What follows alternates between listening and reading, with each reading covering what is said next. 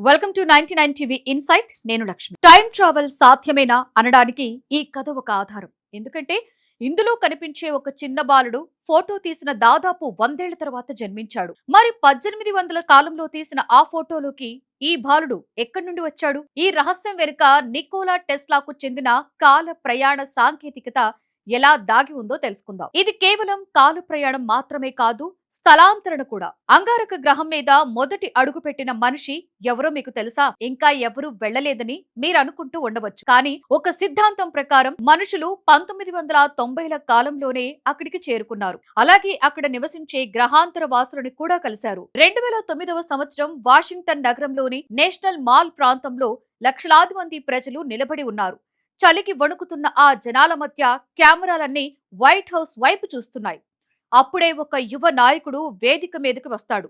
అతని ముఖంలో ఆత్మవిశ్వాసం కనిపిస్తోంది. అతని వెనుక ప్రపంచంలోనే బలమైన ప్రజాస్వామ్య గళం వినిపిస్తోంది.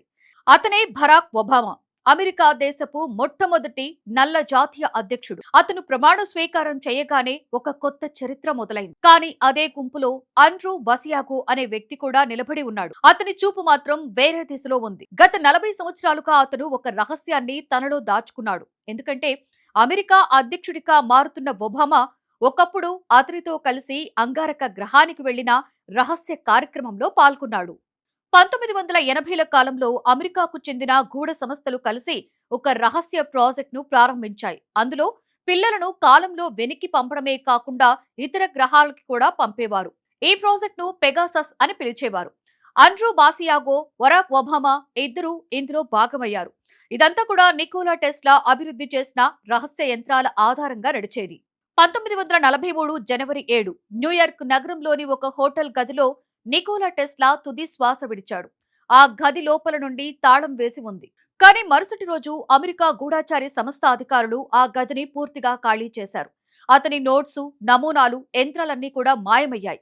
వాటిలో భూమిని కుదిపే శక్తి ఉన్న యంత్రాలు, వైర్ లేకుండా శక్తిని పంపే సాధనాలు, ఇంకా ఒక రహస్య పెట్టె కూడా ఉన్నాయి. ఆ పెట్టె మనిషిని కాలాన్ని దాటి అంతరిక్షం దాకా తీసుకువెళ్లగలదని టెస్లా చెప్పాడని ప్రచారం. అమెరికా ఆ ఆవిష్కరణను స్వాధీనం చేసుకోవడానికి ఒకే కారణం ఉంది. అప్పటి సోవియట్ యూనియన్ అంతరిక్షంలో వేగంగా ముందుకు వెళ్తోంది. మొదటి ఉపగ్రహాన్ని ప్రయోగించింది. మొదటి మనిషిని అంతరిక్షంలోకి పంపింది. అమెరికా వెనుకబడిపోతుంది అనే భయం పెరిగింది. టెస్లా మరణం వారికి ఒక అవకాశం అయ్యింది. అతని మరణం తర్వాత ప్రభుత్వం అతని పరిశోధనలను రహస్యంగా స్వాధీనం చేసుకుంది. ఆ తర్వాత ఒక కొత్త ప్రయోగం మొదలయ్యింది. 1863వ సంవత్సరం ఆమ్జు అనే 6 ఏళ్ల బాలుడు ఒక పెద్ద గుంపులో నిలబడి ఉన్నాడు. బురదలో అతని కాళ్లు ఇరుక్కుంటాయి. అతని బూట్లు పెద్దగా ఉన్నాయి. అతని ముందు చెక్క వేదిక ఉంది. దాని మీదకు ఒక పొడవైన వ్యక్తి ఎక్కుతున్నాడు. అతను తన టోపీ తీసిన వెంటనే నిశ్శబ్దం నెలకొంది. ఆ వ్యక్తి మరెవరో కాదు, అమెరికా 16వ అధ్యక్షుడు అబ్రహం లింకన్. కానీ ఆ బాలుడు అక్కడికి సాధారణంగా రాలేదు. అతను భవిష్యత్తు నుండి కాల ప్రయాణం చేసి వచ్చాడు. 1950ల నుండి 1863కు చేరుకున్నాడు. అతనికి ఇచ్చిన పని అక్కడ జరిగే ప్రతిదాన్ని గమనించటం, గుర్తుంచుకోవడం. అయితే అకస్మాత్తుగా ఒక విచిత్రం జరిగింది. అతని లాంటి మరొక బాలుడు అక్కడ కనిపించాడు. అదే వయస్సు, అదే దుస్తులు, అదే ముఖం. అతడే తన మరో రూపం. ఒకే వ్యక్తి 2 రూపాల్లో ఒకేసారి కనిపించటం సాధ్యం కాదు. కానీ అది అక్కడ జరుగుతోంది. ఆ క్షణంలో కాలం ఒక సరళ రేఖ కాదు, ఒక వలయం అని అతనికి అర్థమైంది. 2 రూపాలు ఒకదానితో ఒకటి ఢీకొంటే వాస్తవికతే దెబ్బతింటుందని అతను గ్రహించాడు. అందుకే తన చూపును తిప్పుకున్నాడు. అప్పుడు కెమెరా కాంతి అతని కళ్లపై పడింది. అతను ఫోటోలో చిక్కుకున్నాడు. భవిష్యత్తులో అది కాల ప్రయాణానికి ఒక ఆధారంగా మారింది. ఈ ప్రయోగాలు అక్కడితో ఆగలేదు. ఒక రహస్య స్థావరంలో శాస్త్రవేత్తలు ఒక కాల యంత్రాన్ని నిర్మించారు. అది ఒక మనిషిని కాలంలో ముందుకు, వెనక్కి పంపించగలిగింది. మొదటి పరీక్షల్లో ప్రమాదాలు జరిగాయి.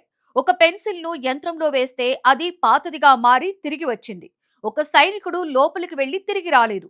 మరొకరు వెళ్లి వచ్చేసరికి అతని వయస్సు దశాబ్దాలుగా పెరిగిపోయింది.